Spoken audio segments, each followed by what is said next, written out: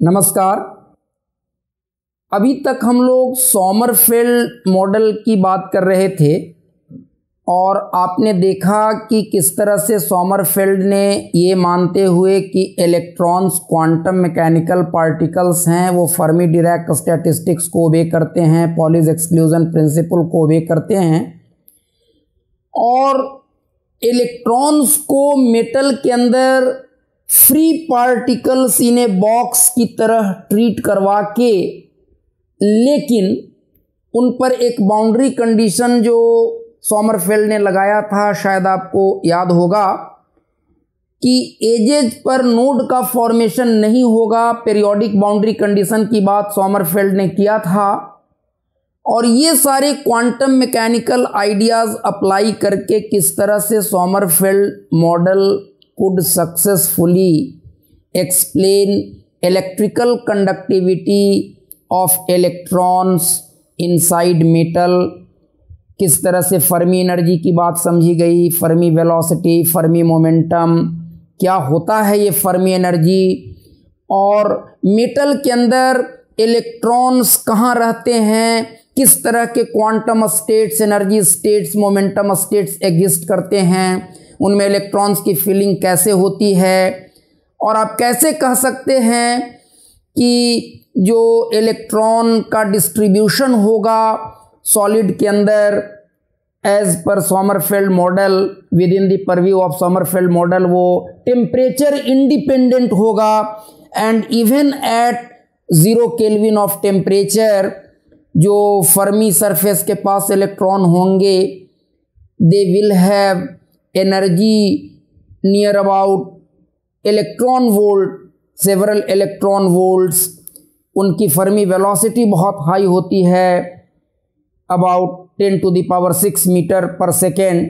और इन कॉन्सेप्ट्स के आधार पर हम लोग मेटल के अंदर इलेक्ट्रॉन के डिफरेंट प्रॉपर्टीज को समझ पाए।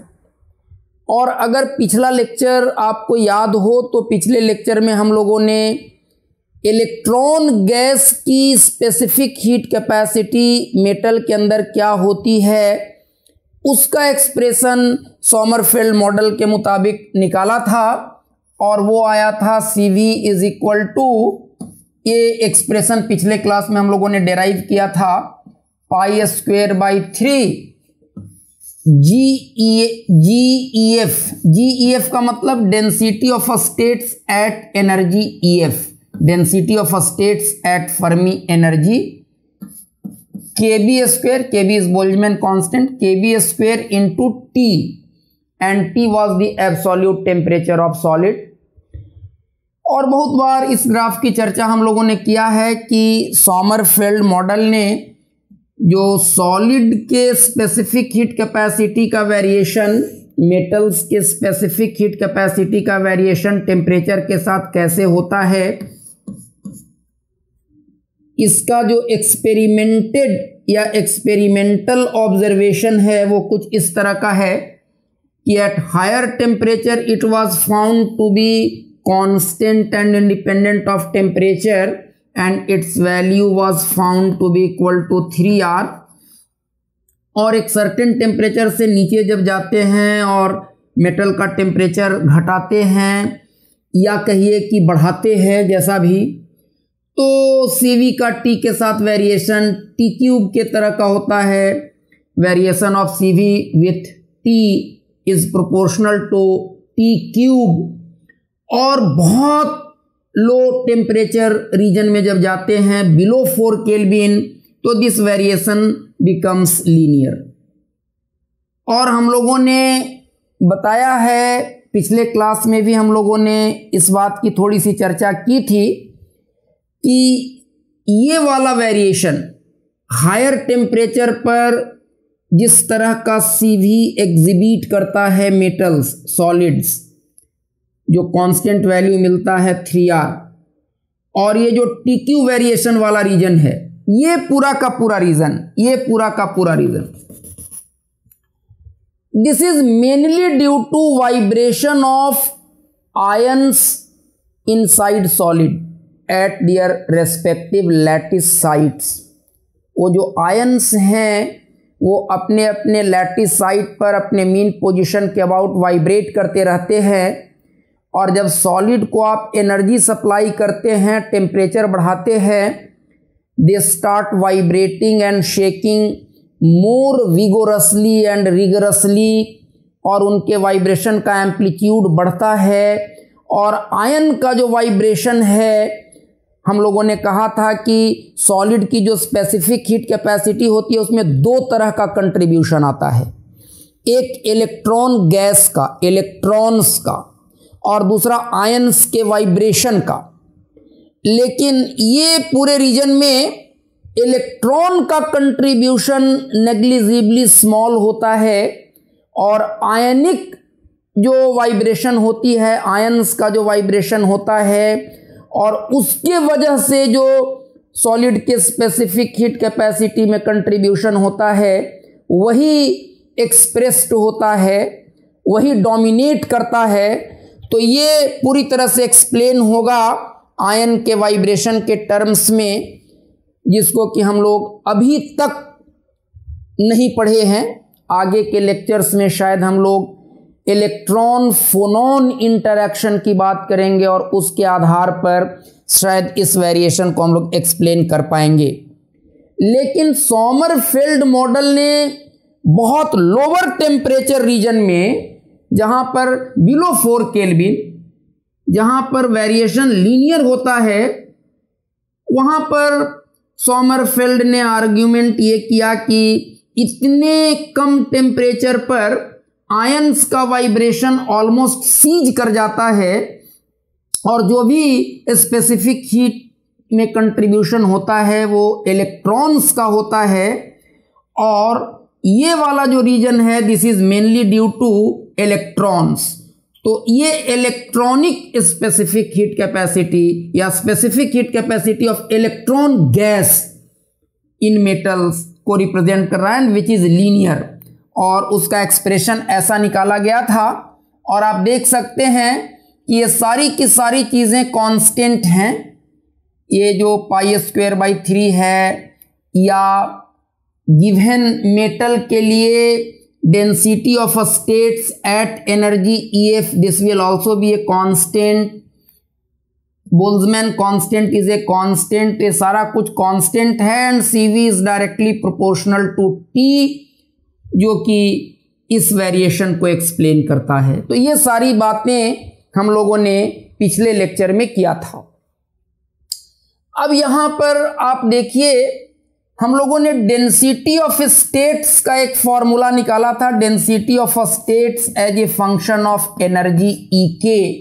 अगर आप याद करें तो ये क्या आया था, ये शायद आया था, जहां तक मुझे याद है, 3n/2EF EK/EF to the power half, and when EK is equal to EF, मतलब अगर हम डेंसिटी ऑफ स्टेट्स निकालना चाहते हैं एट एनर्जी EF, तो EK के जगह पर जब EF रख देंगे तो EF/EF 1 to the power half is 1, then density of states at energy EF can be written as 3n/2EF।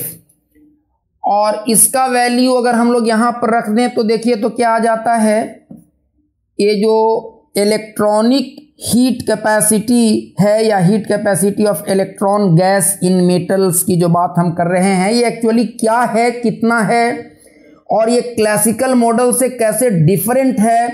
ड्रूड्स के मॉडल के आधार पर जो हम लोग स्पेसिफिक हीट की बात करते थे सॉलिड्स के अंदर में, उससे कैसे डिफरेंट है, कितना डिफरेंट है, इन बातों की समझ शायद थोड़ी सी हम बना पाएँ।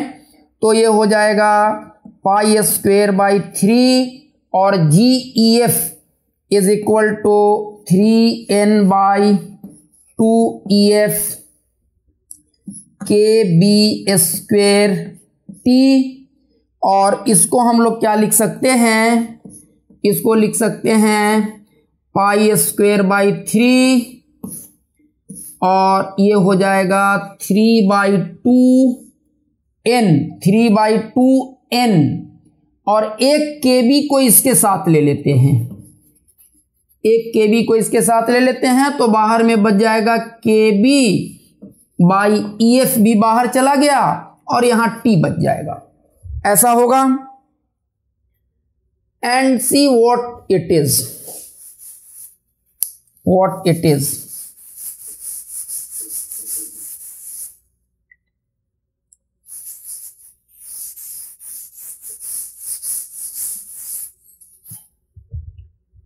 इसको देखिए, ये N क्या है? N है number of electrons in per unit volume of solid. तो इस CV को हम लोग क्या लिख सकते हैं? What this CV can be written, ये लिख सकते हैं पाई स्क्वायर बाई 3 और 3/2। अगर total number of electrons in solid को कैपिटल N लिखें और सॉलिड के वॉल्यूम को V लिखें, तो ये स्मॉल n क्या हो जाएगा? Number of electrons in per unit volume of solid है, तो ये हो जाएगा N/V KB into KBT by EF, ऐसा हो जाएगा। और ये जो N है, अगर मान लीजिए म्यू मोल इलेक्ट्रॉन्स हैं, तो आपको पता है 1 मोल में एवोगाड्रोस नंबर के बराबर इलेक्ट्रॉन्स होता है, या कोई भी चीज 1 मोल जब कहते हैं मीन्स वो Na होगा, एवोगाड्रोस नंबर के बराबर होगा। और जितने भी टोटल इलेक्ट्रॉन सॉलिड के अंदर हैं वो अगर म्यू मोल हैं ऐसा बोलें, then what will happen? N क्या हो जाएगा? N हो जाएगा total number of electrons in solid, और 1 मोल में एवोगाड्रोस नंबर के बराबर इतना इलेक्ट्रॉन, तो म्यू मोल में कितना इलेक्ट्रॉन? म्यू इंटू इतना इलेक्ट्रॉन। तो इसको हम लोग क्या लिख देख सकते हैं CV को? ये हो जाएगा पाई स्क्वायर बाई 3/2, और N को अगर हम लोग लिख दें म्यू टाइम्स Na, तो म्यू को भी हम लोग बाहर ले लेते हैं, म्यू को बाहर ले लेते हैं, और ये हो जाएगा Na KB by V KBT by EF। और Boltzmann constant into Avogadro's number, ये molar gas constant capital R हो जाएगा, तो CV will become what? Pi square by 3 mu 3/2 R by V KBT by EF, ऐसा आ जाएगा। और woods model के आधार पर, Drude's model basically kinetic theory of gases के आइडिया को यूज करता था, और काइनेटिक थ्योरी ऑफ गैसेस में हम लोग जानते हैं, काइनेटिक थ्योरी ऑफ गैसेस में हम लोग जानते हैं कि 1 मोल गैस का मॉलिक्यूल अगर है at absolute temperature T, 1 mole gas अगर है एट एब्सोल्यूट टेम्परेचर T, तो उसको एनर्जी कितना होता है? At absolute temperature T 1 mole gas को एनर्जी होता है 3/2 RT, और अगर म्यू मोल गैस है तो एनर्जी इतना हो जाएगा। और du/dt अगर करेंगे तो वो हो जाएगा म्यू टाइम्स 3/2R, और 1/μ du/dt अगर करेंगे तो वो हो जाएगा 3/2R। तो एक तरह से जो 3/2R है, और इसी को CV बोलते हैं, इसी को CV बोलते हैं। तो ये जो 3/2R होता है वो होता है स्पेसिफिक हीट कैपेसिटी और molar heat capacity. Molar heat capacity जब हम लोगों ने कह दिया तो पर मोल तो वो हो ही जाएगा, so this is molar heat capacity of gas. अब यहां पर हम लोग इलेक्ट्रॉन गैस की बात कर रहे हैं, तो 3/2R जो होगा, 3/2R जो होगा वो इलेक्ट्रॉन्स को आइडियल गैस के मॉलिक्यूल्स की तरह अगर माने, अगर हम ड्रूड्स मॉडल के कॉन्टेक्स्ट में बातों को सोच रहे हैं, क्लासिकल मॉडल के कॉन्टेक्स्ट में बातों को सोच रहे हैं, तो ड्रूड्स के मॉडल में इलेक्ट्रॉन्स को ट्रीट करवाया गया था just like molecules of an ideal gas. तो 3/2R हो जाएगा molar heat capacity of electron gas, या specific heat capacity of electron gas per mole, और बाई वी रहने से ये हो गया पर मोल पर यूनिट वॉल्यूम, और बाहर में म्यू से मल्टीप्लाई हो गया, तो ये पर मोल है और नंबर ऑफ मोल से मल्टीप्लाइड है। तो ये जो पूरी चीज है इसको आप कह सकते हैं कि ये है heat capacity of electron gas per unit volume. Heat capacity of electron gas per unit volume, इतना जो चीज है यह है heat capacity of electron gas per unit volume Drude's model के अनुसार। अगर ड्रूड्स मॉडल को क्लासिकल मॉडल की बात करें, इलेक्ट्रॉन्स को अगर क्लासिकल पार्टिकल्स ट्रीट करवाते तो इलेक्ट्रॉनिक स्पेसिफिक हीट कैपेसिटी पर यूनिट वॉल्यूम इतना होना चाहिए था, इतना होना चाहिए था। लेकिन सोमरफेल्ड मॉडल के मुताबिक वो π² 3 इंटू kBT/EF टाइम्स इतना है। मतलब क्लासिकल मॉडल के मुताबिक जितना होना चाहिए था इलेक्ट्रॉनिक स्पेसिफिक हीट कैपेसिटी पर यूनिट वॉल्यूम, उतना नहीं है।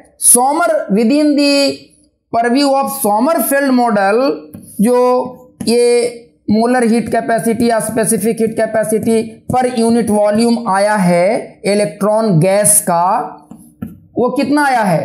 तो ये आया है π² 3 kBT/EF टाइम्स। इसको अगर हम लोग स्मॉल cv से डिनोट कर दें तो specific heat capacity of electron gas per unit volume जो क्लासिकल पार्टिकल ट्रीट करवाया जाता तब होता, उसकी तुलना में इतना टाइम्स होगा अकॉर्डिंग टू सोमरफेल्ड मॉडल। और अगर आप इनका वैल्यूज एट रूम टेम्परेचर रखेंगे तो this comes out to be equal to 0.01 into CV, ऐसा आता है। मतलब आप कह सकते हैं कि 10⁻⁻² टाइम्स CV। मतलब क्लासिकल पार्टिकल ट्रीट करवाने पर जो CV मिलता उसकी तुलना में 10⁻⁻² टाइम्स CV होगा अकॉर्डिंग टू सोमरफेल्ड मॉडल, जब इलेक्ट्रॉन्स क्वांटम पार्टिकल्स ट्रीट करवाए जाएंगे तब। एक बात तो ये हुई। दूसरी बात जो हम लोग यहां पर सोमरफेल्ड मॉडल के कॉन्टेक्स्ट में एम्फेसाइज करना चाहते हैं वो ये है कि अभी अभी हम लोगों ने बात किया कि ये जो GEF होता है, GEF ये होता है 3n/2EF, और EF का वैल्यू भी हम लोगों ने निकाला था, आप याद करें, h×2/2m 3π²n, n is number of electrons in per unit volume of solid to the power 2/3। तो अगर इन वैल्यूज को हम लोग इसमें प्लेस कर दें, what do we get? CV is equal to π²/3, ये CV है specific heat capacity of electron gas in metals per unit volume. Specific heat capacity of electron gas in metal per unit volume according to Sommerfeld model when electrons were treated as quantum particles, तब वो इतना आता है। और ये है π²/3।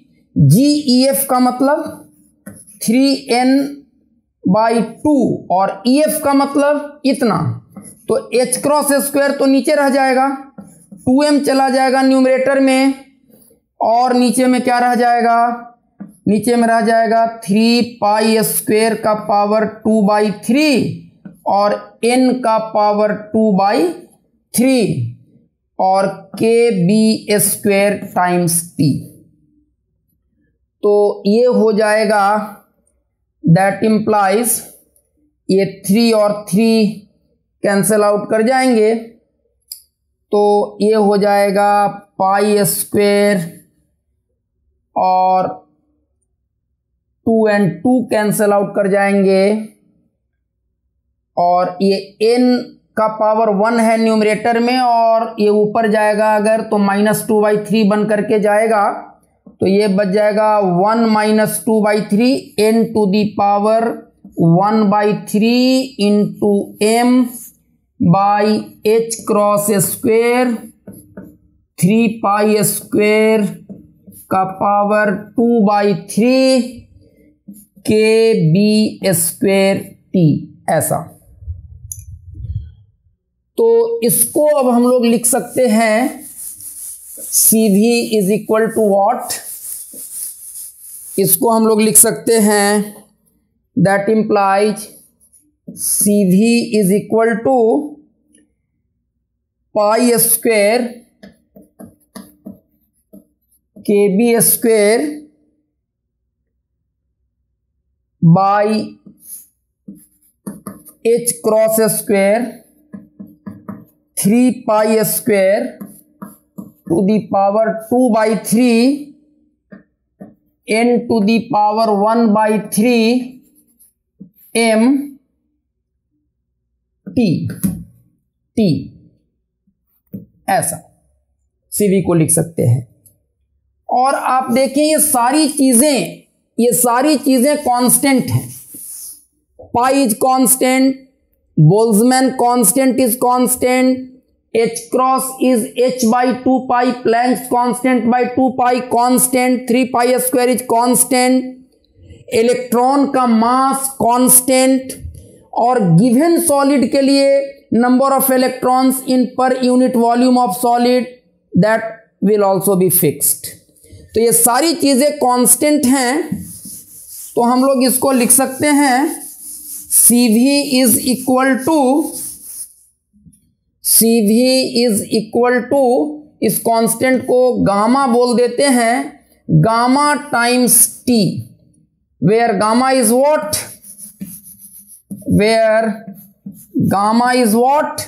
Gamma is pi square KB square by H cross square 3 pi square power 2/3 times n to the power 1/3 m.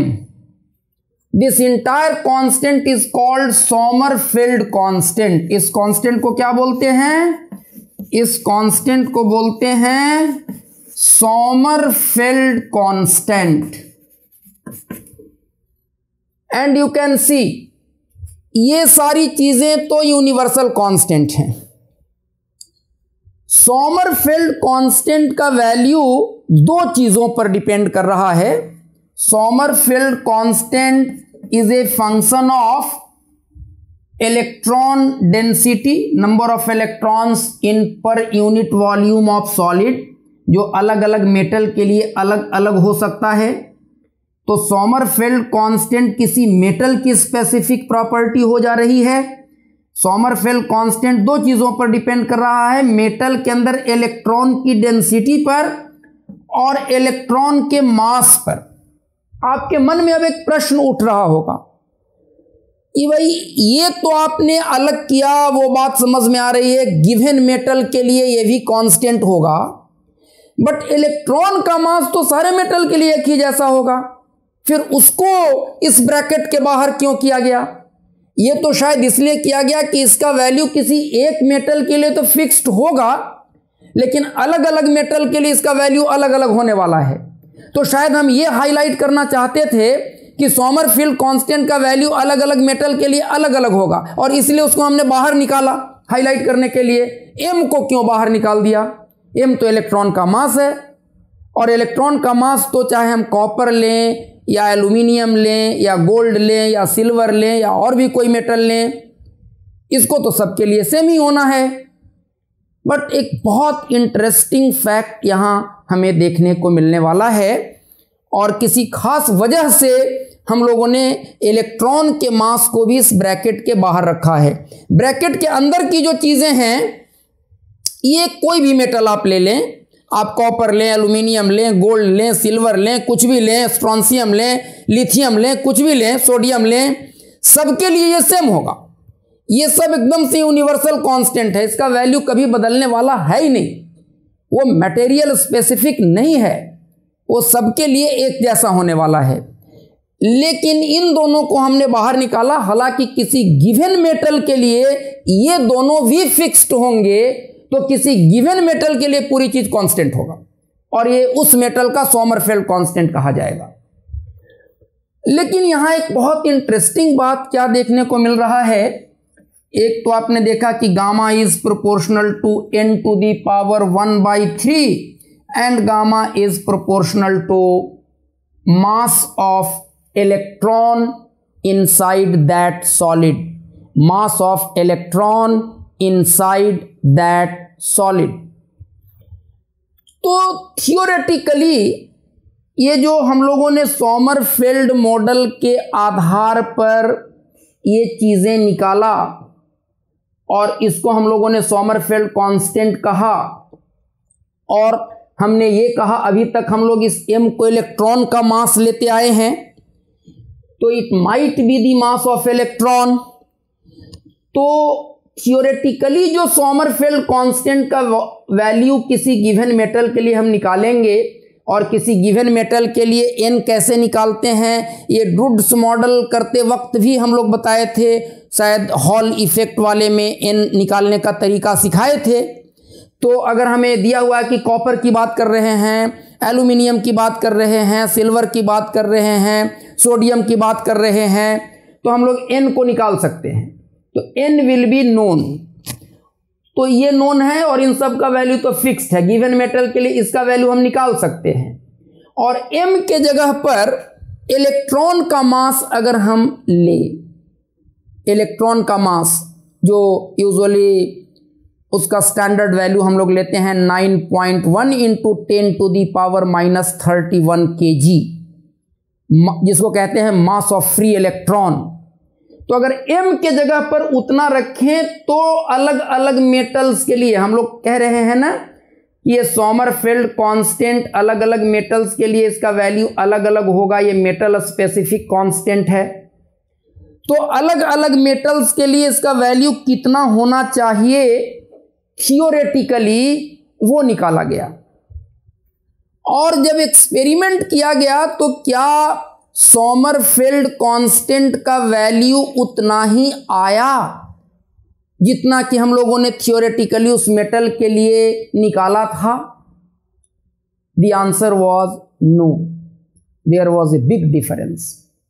और आप जो कह रहे हैं एक्सपेरिमेंटली आप कैसे निकालेंगे, तो एक्सपेरिमेंटली ऐसे करते हैं कि उस बहुत लो टेम्परेचर वाले रीजन में अगर हम लोग सॉलिड के स्पेसिफिक हीट कैपेसिटी को इस वाले एक्सिस पर प्लॉट करें, और एब्सोल्यूट टेम्परेचर ऑफ सॉलिड को इस वाले एक्सिस पर प्लॉट करें, तो 4 केल्विन 4 केल्विन से 0 केल्विन के बीच जो बहुत लोअर टेम्परेचर वाले रीजन में हम लोगों ने कहा था कि इसका वेरिएशन लीनियर होता है, it is oblique straight line passing through origin, और इसी रीजन के स्पेसिफिक हीट कैपेसिटी को आपने इलेक्ट्रॉनिक स्पेसिफिक हीट कैपेसिटी कहा था। हम लोगों ने कहा था कि this is mainly due to electron gas, और इसी रीजन के लिए ये नेचर आया था CV जो है वो गामा टाइम्स T होगा।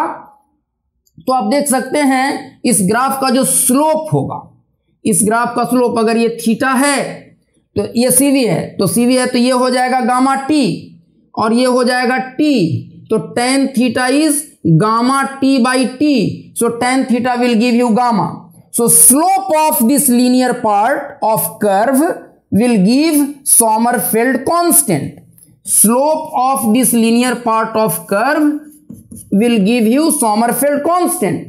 तो इस ग्राफ को खींच करके और अलग अलग मेटल्स के लिए ये स्लोप कितना मिला, इस तरह से हम लोगों ने एक्सपेरिमेंटल वैल्यू निकाला या कहीं ऑब्जर्व्ड वैल्यू निकाला, एक्सपेरिमेंटल वैल्यू, ऑब्जर्व्ड वैल्यू, जो भी बोलिए।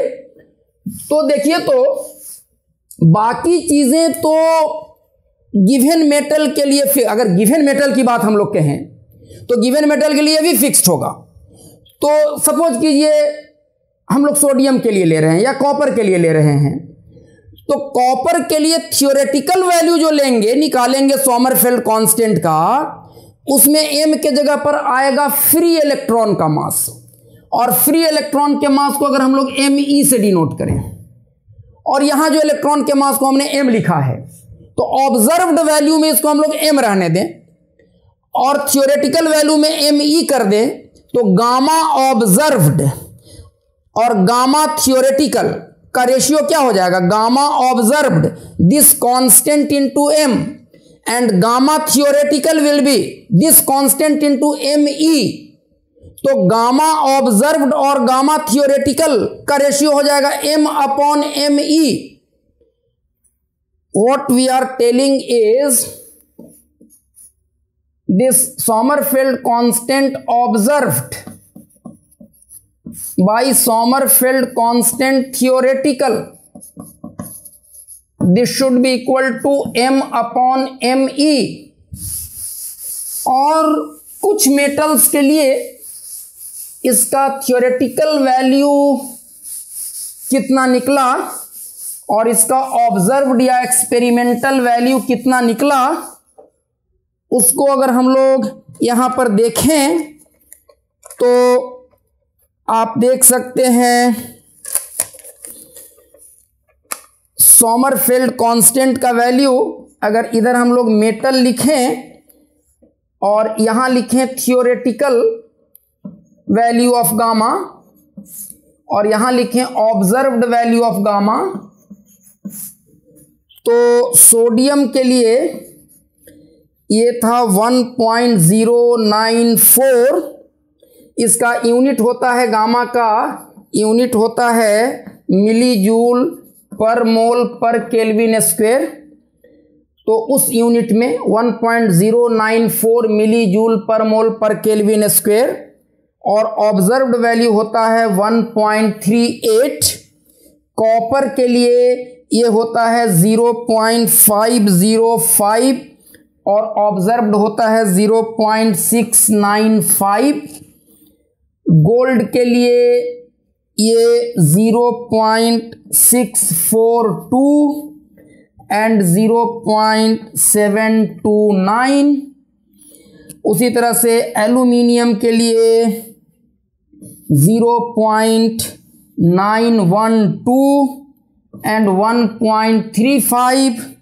लिथियम के लिए theoretical value was 0.749 and observed value was 1.63, and strontium के लिए 1.790 एंड दिस वाज 3.6। ऐसे वैल्यूज मिले theoretical and observed. So theoretical and observed values are not same. Means what? Theoretical and observed values are not same. तो m upon me is not 1.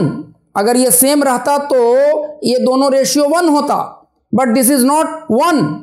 Means solid के अंदर जो electrons हैं, जिनको कि Sommerfeld ने फ्री इलेक्ट्रॉन ट्रीट किया था, सॉलिड के अंदर जो इलेक्ट्रॉन हैं उनका मास ऐसा लग रहा है कि फ्री इलेक्ट्रॉन का जितना मास होता है उसके बराबर नहीं रह रहा है।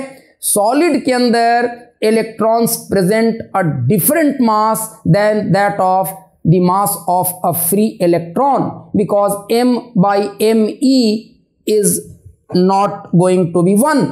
They are largely different. और अगर आप इस रेशियो को देखें थियोरेटिकल वैल्यू और ऑब्जर्व्ड वैल्यू का रेशियो अगर आप देखें इन मेटल्स के लिए, जो मैं यहां अभी लिख रहा हूं, अगर हम लोग एक तरफ मेटल्स लिखें और यहां लिखें उस मेटल के लिए गामा ऑब्जर्व्ड और गामा थियोरेटिकल का रेशियो, कहने का मतलब m/me का रेशियो, तो फॉर सोडियम इट इज 1.26। 1.26 का मतलब m/me is 1.26, means sodium metal के अंदर जो इलेक्ट्रॉन्स हैं, जिसको कि फ्री इलेक्ट्रॉन की तरह सोमरफेल्ड ने ट्रीट करवाया, उस इलेक्ट्रॉन का मास फ्री इलेक्ट्रॉन के मास का 1.26 टाइम्स है। मतलब सोडियम के अंदर पाया जाने वाला जो इलेक्ट्रॉन है वो फ्री इलेक्ट्रॉन से इतना टाइम्स ज्यादा भारी है, इतना टाइम्स ज्यादा वो हेवियर हो गया है। कॉपर के लिए ये वैल्यू होता है 1.38, गोल्ड के लिए ये वैल्यू होता है 1.14, एल्यूमिनियम के लिए वैल्यू होता है 1.48, लिथियम के लिए ये वैल्यू होता है 2.18 और स्ट्रोंशियम के लिए ये वैल्यू होता है 2।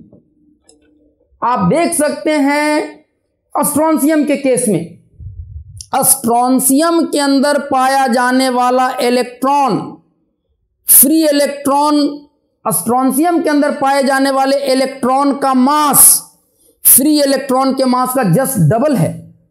सो electrons have become heavier, they are not free electron like electrons, they have become heavier, they are presenting their masses different than the mass of free electron inside solids. This observation could not be explained on the basis of Sommerfeld theory. ये एक major limitation था Sommerfeld theory का। ऐसा क्यों हो रहा है? Electron तो इलेक्ट्रॉन है, सॉलिड के अंदर पाया जाने वाला इलेक्ट्रॉन का मास फ्री इलेक्ट्रॉन के मास से ज्यादा मिल रहा है एक्सपेरिमेंटली, उसका ऑब्जर्व वैल्यू फ्री इलेक्ट्रॉन के मास से डिफरेंट मिल रहा है। ऐसा क्यों हो रहा है? ये सोमरफेल्ड मॉडल के आधार पर एक्सप्लेन नहीं किया जा सका। एंड सोमरफेल्ड मॉडल ने स्पेसिफिक हीट कैपेसिटी का लीनियर वेरिएशन क्यों होता है उस लो टेम्परेचर रीजन में, इसको तो एक्सप्लेन कर दिया, but why are the electrons inside solid appearing to be heavier than free electrons, इस बात का कोई एक्सप्लेनेशन सोमरफेल्ड मॉडल के पास नहीं था। इतना ही नहीं, कुछ ऐसे कंपाउंड्स बाद में मिले, जैसे कुछ compounds UB12, CeAl3, CeCu2, Si2, इन कंपाउंड्स के अंदर इलेक्ट्रॉन जो पाए जाएंगे उनका मास फ्री इलेक्ट्रॉन के मास की तुलना में 1000 टाइम ज्यादा तक मिला, 1000 टाइम ज्यादा तक मिला। ऐसा क्यों? ये ऑब्जर्वेशन सोमरफेल्ड मॉडल के आधार पर एक्सप्लेन नहीं किया जा सका। ये एक्सपेरिमेंटल ऑब्जर्वेशन, ये फाइंडिंग सोमरफेल्ड मॉडल एक्सप्लेन नहीं कर सकी। ऐसे इलेक्ट्रॉन्स जो सॉलिड के अंदर पाए जाने वाले इलेक्ट्रॉन्स थे, they were appearing to be heavier than free electrons, और इनको उस समय कहा गया हेवी फर्मियॉन्स, क्योंकि ये फ्री इलेक्ट्रॉन से ज़्यादा भारी जैसे अपने आप को प्रेजेंट कर रहे थे। सो दिस इलेक्ट्रॉन्स, इसीलिए हम लोग अभी यहाँ पर क्या बोलते हैं, m को मास ऑफ फ्री इलेक्ट्रॉन नहीं बोलते हैं इस वाले एक्सप्रेशन में, ये बोलते हैं mass, actual mass of electron in solid, actual mass of electron in solid, because it is different from the mass of free electron. It is not 9.1 into 10 to the power minus 31 kg, it is much more than that. So यहां पर जो m होगा it is not me, इसको हम लोग बोलते हैं actual mass of electron inside solids, and these electrons were called heavy fermions. Heavy electrons are fermions, spin half particles हैं, फर्मियॉन्स हैं, और चूंकि ये हेवियर थे इसलिए इनको कहा गया हेवी फर्मियॉन्स। तो ये सोमरफेल्ड मॉडल का एक मेजर लिमिटेशन था कि सोमरफेल्ड मॉडल ने इस बात को एक्सप्लेन नहीं किया कि साहब सॉलिड के अंदर जो इलेक्ट्रॉन्स पाए जा रहे हैं वो फ्री इलेक्ट्रॉन की तुलना में ज़्यादा हेवियर क्यों हैं।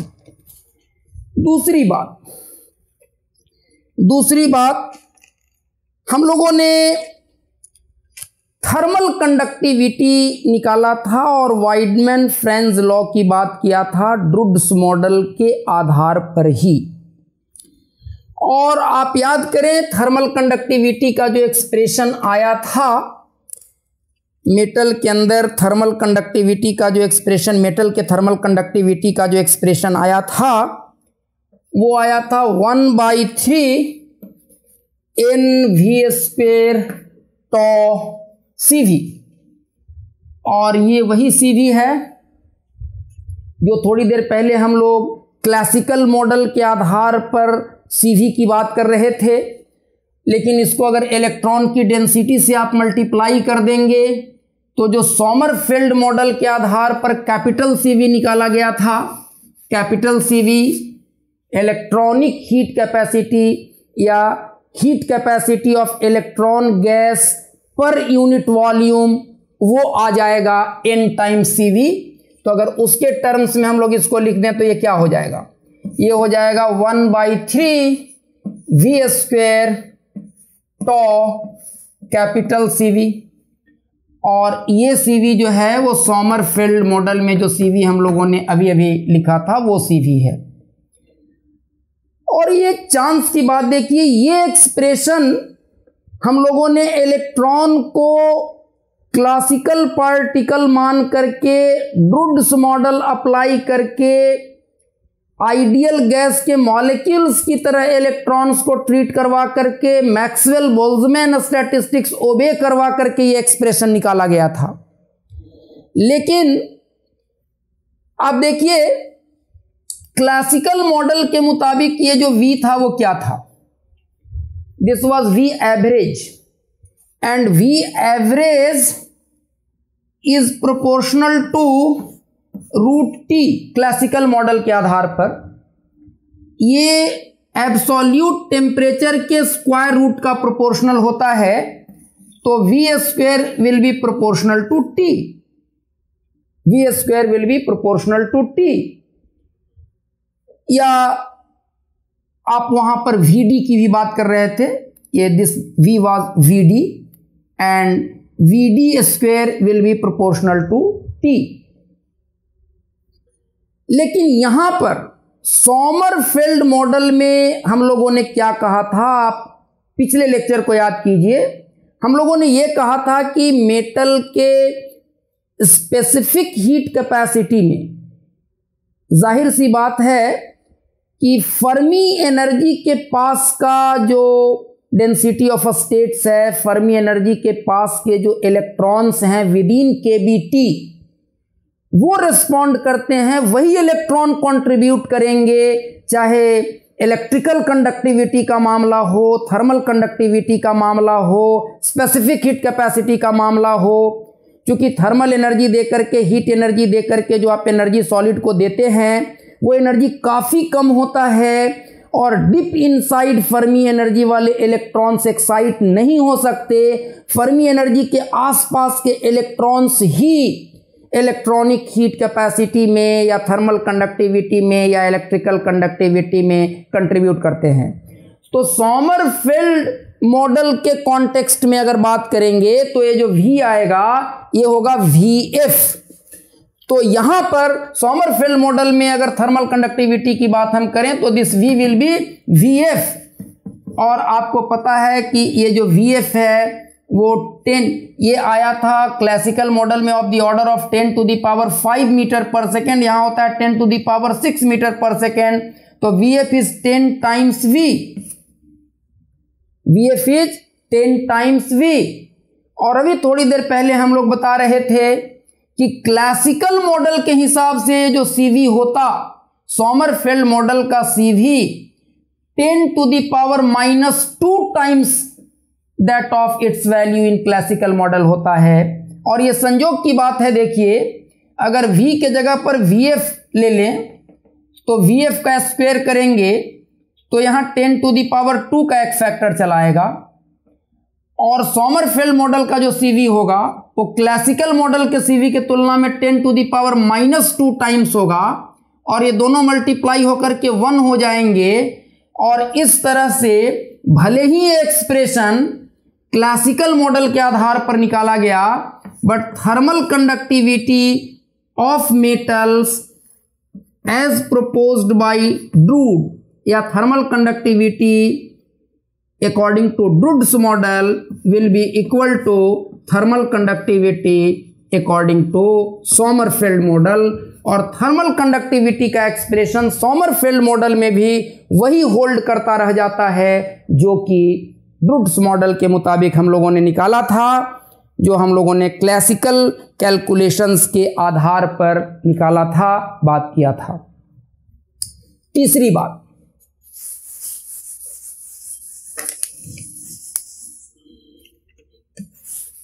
आप यहां पर एक चीज और देखेंगे,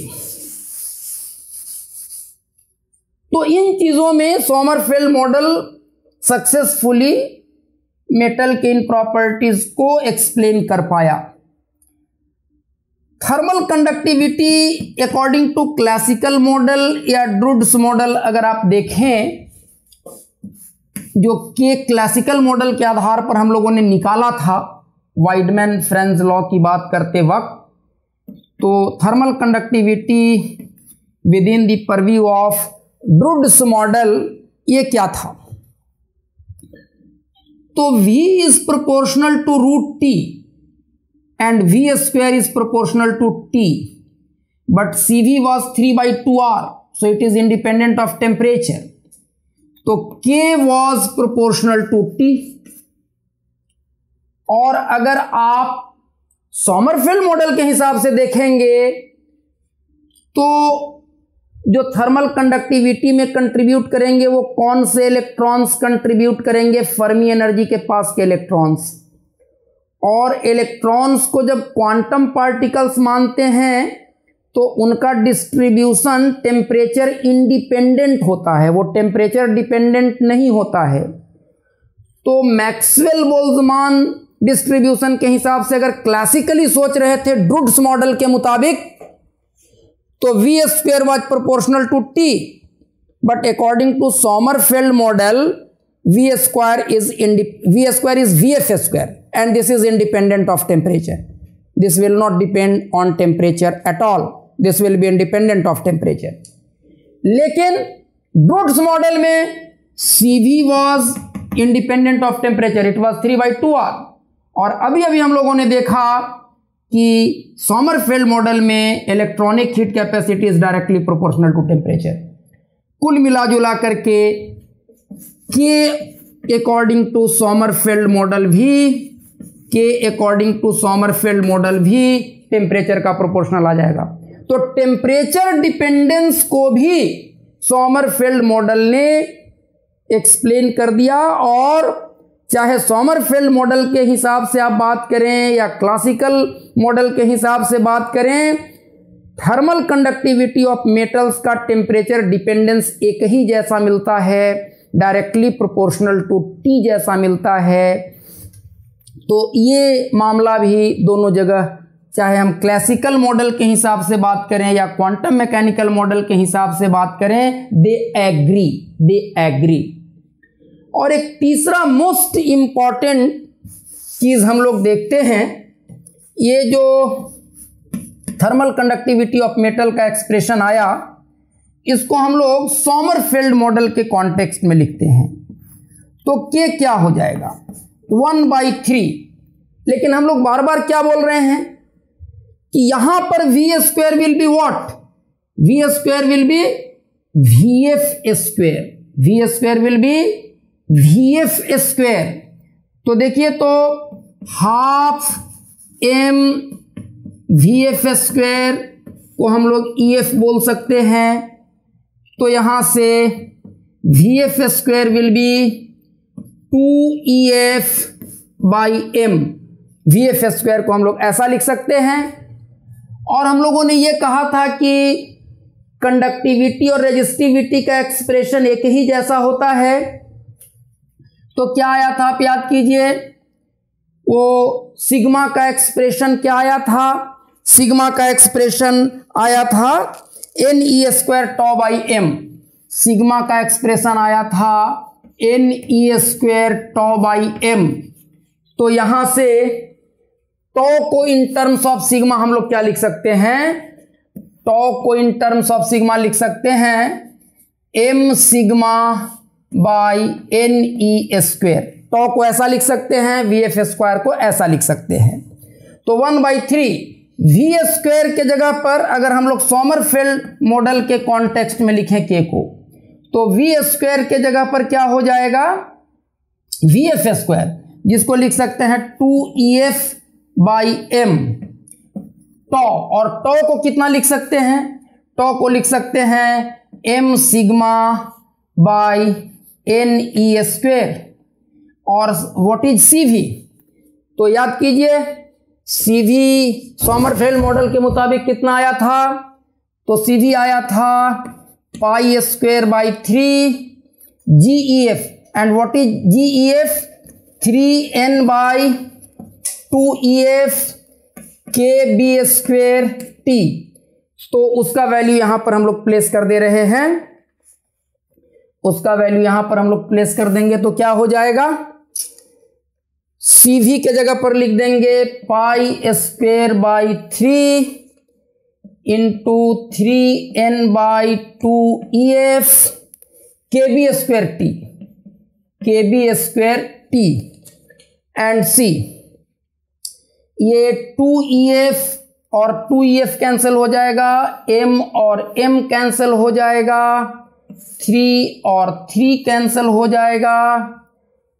तो क्या मिल रहा है? ये K जो है K is equal to what? ये पूरा कैंसिल हो गया।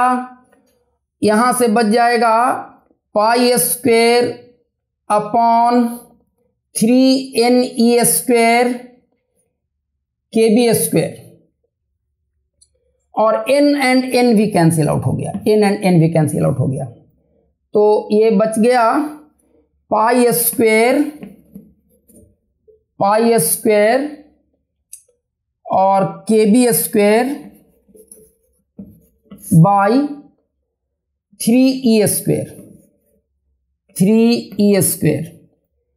और यहां से सिग्मा और यहां से T, सिग्मा और T ऐसा।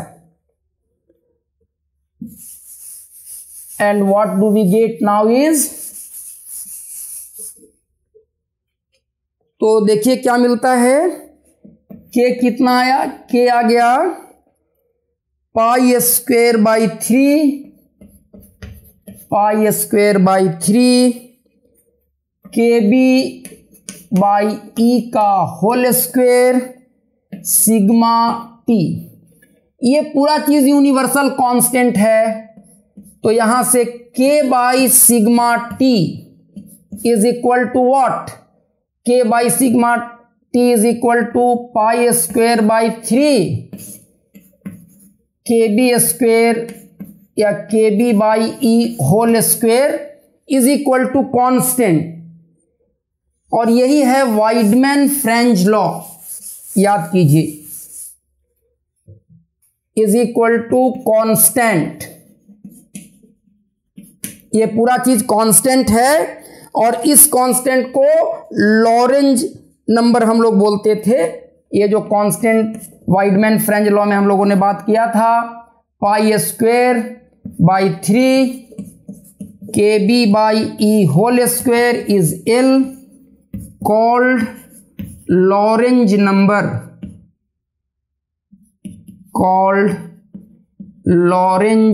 number, और ये जो एक्सप्रेशन है K by sigma T is equal to constant, इसको हम लोगों ने कहा था Wiedemann French law. So Sommerfeld model ने वाइडमैन फ्रेंच लॉ को भी उसी तरह से स्टेट किया जैसे ये क्लासिकली स्टेट किया गया था।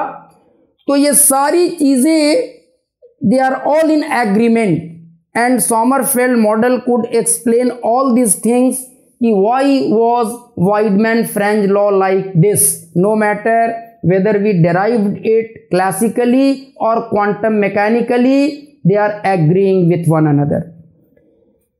लेकिन अब यहां पर वाइडमैन फ्रेंच लॉ के बारे में भी हम लोग एक बात ये करना चाहेंगे कि वाइडमैन फ्रेंच लॉ होल्ड करता है बहुत लो टेम्परेचर पर और रूम टेम्परेचर पर भी होल्ड करता है लगभग। इंटरमीडिएट टेम्परेचर्स पर, बहुत हाई टेम्परेचर और इसके बीच में इंटरमीडिएट टेम्परेचर्स पर Wiedemann French law does not hold. ये क्यों? तो इसको फिर सोमरफेल्ड मॉडल एक्सप्लेन नहीं कर पाया। बाद में चल करके हम लोग जो आयनिक वाइब्रेशन की बात करेंगे और इलेक्ट्रॉन फोनॉन इंटरैक्शन की बात करेंगे, उसके टर्म्स में इन बातों को एक्सप्लेन करेंगे। चूंकि हम लोग बोल रहे हैं कि जो सॉलिड की स्पेसिफिक हीट कैपेसिटी होती है उसमें दो तरह का कंट्रीब्यूशन होता है, एक CV due to electron gas और दूसरा होता है CV due to ionic vibration. CV due to ionic vibration. और हम लोगों ने देखा कि ये जो है ये तो गामा T आया, सोमरफेल्ड ने डेराइव किया इसको, इलेक्ट्रॉन गैस की specific heat capacity is gamma T directly proportional to T, और ये TQ वेरिएशन वाला रीजन है और बहुत हाई टेम्परेचर पर वो कांस्टेंट हो जाता है।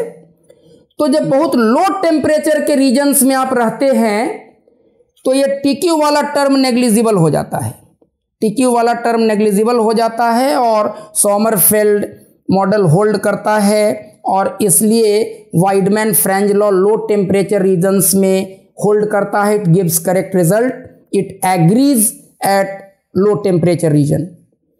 लेकिन जब इंटरमीडिएट टेम्परेचर में जाते हैं तो ये टर्म इंपॉर्टेंट हो जाता है और तब वाइडमैन फ्रेंच लॉ होल्ड नहीं करता है।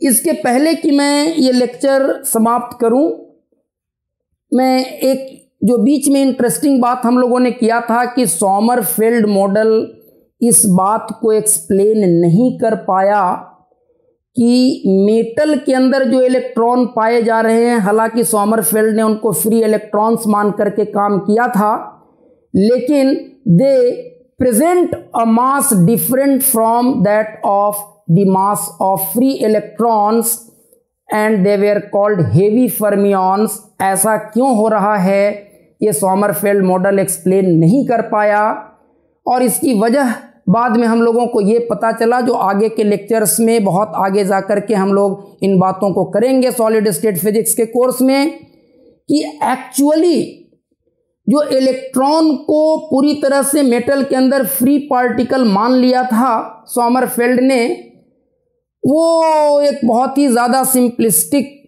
एजम्पशन था। एक्चुअली इलेक्ट्रॉन्स कहाँ मूव करते हैं सॉलिड के अंदर, तो डिफरेंट लैटिस साइट पर पॉजिटिवली चार्ज्ड आयंस होते हैं और इन लैटिस के बीच में इलेक्ट्रॉन्स मोशन कर रहे हैं। सो electrons actually in positive ions के पीरियोडिक पोटेंशियल में मूव करते हैं, और जब इलेक्ट्रॉन मूव करते हैं तो वो local polarisation of charge create करते हैं, local distortion in lattice create करते हैं। वो इलेक्ट्रॉन्स आपस में एक दूसरे के साथ इंटरैक्ट करते हैं, वो electrons in positively charge ions के साथ इंटरैक्ट करते हैं। इन सारे इंटरैक्शंस को सोमरफेल्ड मॉडल में इग्नोर कर दिया गया था मैथमेटिक्स को सिंप्लीफाई करवाने के लिए, और इसीलिए ये फैलेसी आ रही है और जिसको कि सोमरफेल्ड मॉडल एक्सप्लेन नहीं कर पा रहा है, और effective mass of electron free electron के मास से ज़्यादा मिल रहा है। ऐसा क्यों हुआ? Why is the effective mass of electron inside solid more than that of free electrons.